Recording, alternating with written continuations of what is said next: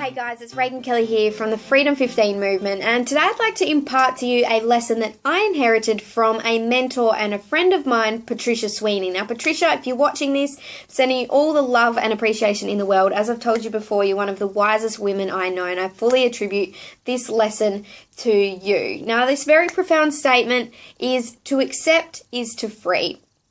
And the meaning that I find in that is that the sooner we accept responsibility for our current circumstances in life, our current experiences, the closer we are to realizing this level of internal freedom. See, as I've said a couple of times already this year, freedom is innately an inside job.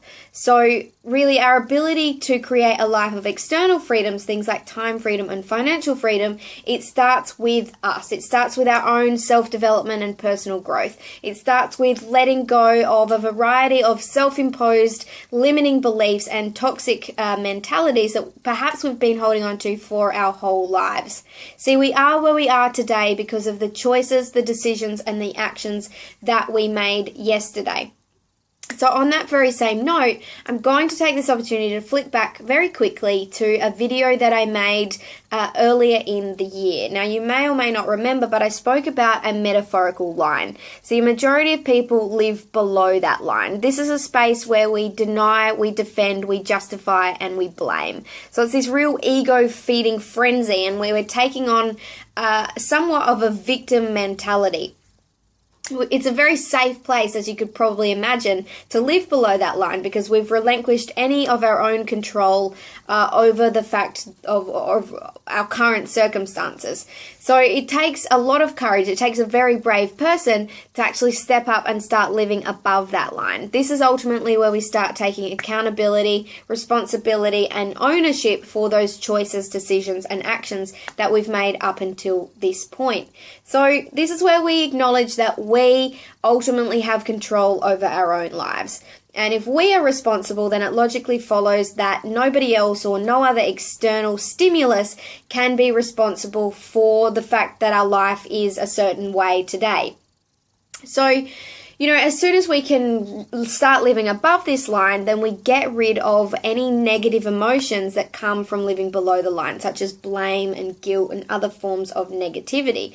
And we just say, well, it is what it is.